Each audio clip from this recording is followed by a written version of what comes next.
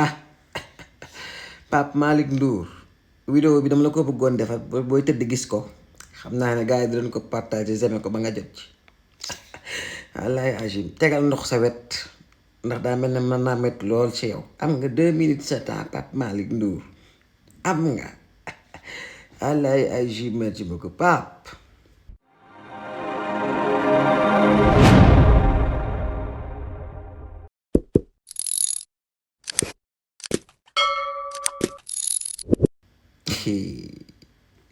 Hey Pape Malick Ndour encore yow l'ancien ministre au portefeuille vide nga xam ne moo gën a neex a tontu ci ministre ci ñuy wax ci espace public comme ni ma ko waxee parce que wallaay agim jorul def benn effort nga xam ne si vous êtes devenu analyste improvisé de l'action gouvernementale lu xew nga génn wax yor say commentaire sa big di xosi ak say post celui qui nga xam ne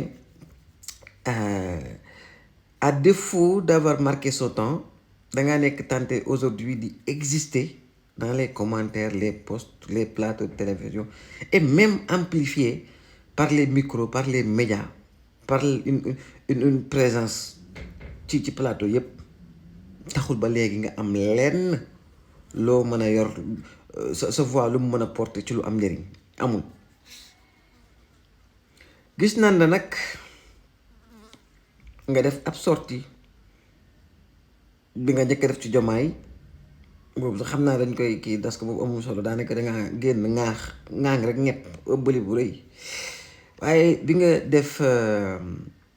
ci Waly Diouf Bodian nga xam ne c'est une sortie teintée d'humour ethnique nga xam ne yaa ngi fay naan un bon séeréer takki naa un jola mais derrière le folklore li ñu ciy gis ñun mooy une frustration qui transpire ab ragal ab peur de la peur boo xam ne si moom moo nekk di extérioriser wu làqatu nag derrière l'humour loolu ñiy def communication ñun xam nañ technique yooyu. Une frustration d'avoir vu le peuple tourner la page parce que loolu dafa metti ndeysaan on a tourné la page sans vous laisser une seule ligne à écrire te pas maanaam page bi ñu koy tourné yow bindagoo sa tur ma jàpp na le nom de Pape Malick Ndour mën ñu ko bind fenn fu dul ci bas de page mënatul nekk. def nga li nga mën a def lépp quand on regardait le régime passé muy agonir ci lan la gis nga déployer li nga am lépp de l'énergie doubler say sorties def say action ba léegi Pape taxul nga exister ci benn côté du bayre du éloquence du empreinte du lenn loo marqué donc quand on voit un vide habillé nag suñu dañuy xaw am ñeewantal yow tu sais pas sa style dafa nekk lu yomba ràññee ko en fait lu reconnaissable tu ne dis rien de profond mais tu le dis comme si c'était important loolu mu gën a jaaxal tu enrobes le vide dans des phrases creuses yuñ mën a jël tàbbal ci teen te kenn du sant maanaam da ngay génn wax ba pare kenn du sentir na sax wax nga tu parles de chef de sécurité de salon par exemple de vigile autoproclamé mais tu oublies que toi-même tu as été un ministre de salon et sax ci ki nga koy wax muy Waly Diouf Bodian na ñëw ci port quand on parle de port sax on peut parler de vigile parce que fa lañ denc li gën a précieux ci li askan bi moom li sénégalais yi moom muy port on peut parler de gros bras parce que foofu am na yëkkati ak yenu ak yëkkati mais un ministre recruteur de nervis à quoi ça rime au port vigile gros bras hein, tout ça là ça rime avec le port donc mais vigile recruteur de nervis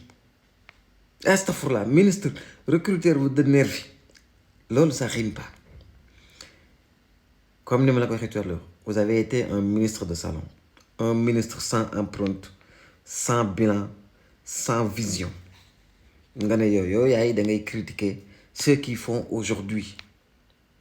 du bon boulot. Donc, foo nekkoon biñ doon étrangler les libertés fondamentales nga réagiroon moo ñu gënal nga réagir bi nga xamee si jaadu nañuy def une loi d'amnistie parce que vous avez parlé d'amnistie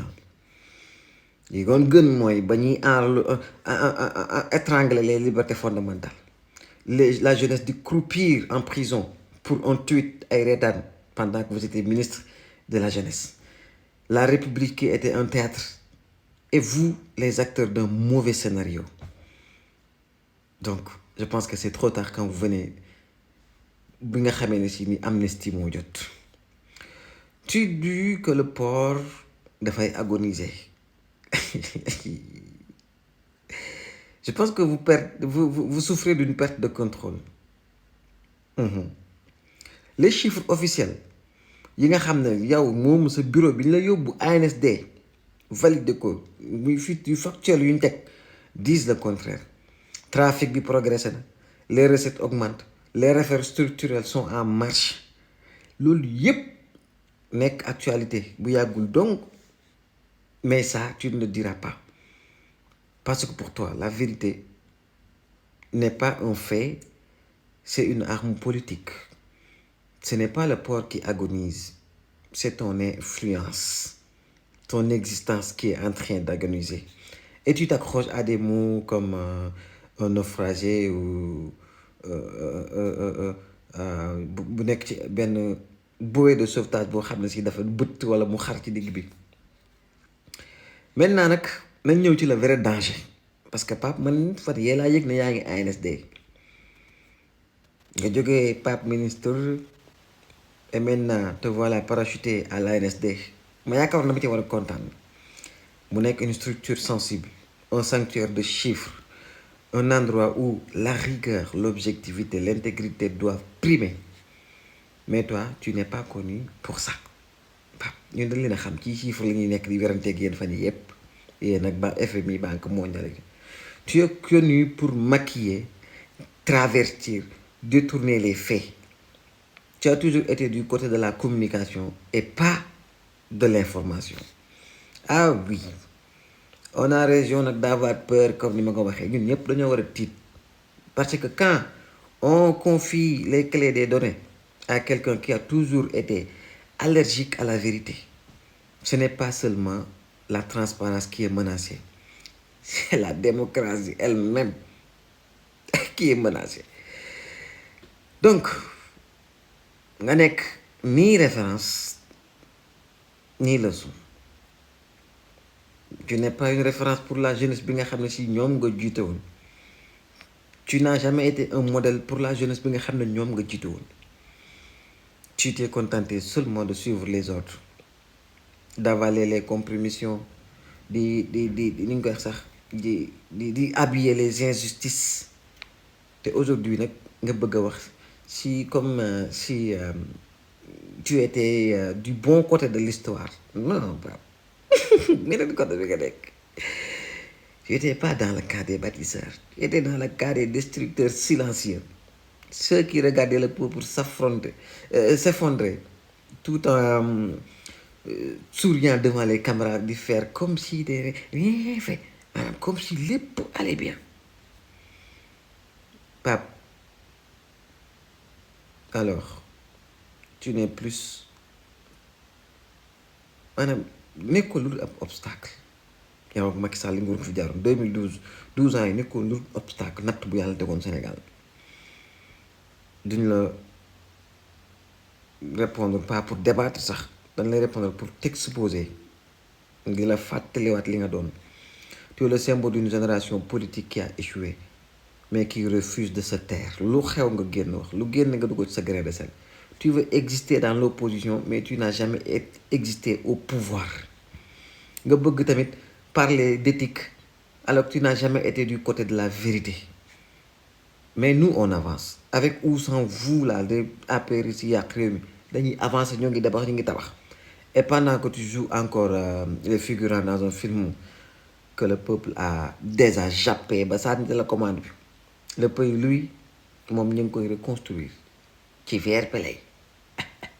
l'entente ba yaa xam naa daal Pape daal yaa ngi noonu rek waaw jërëjëf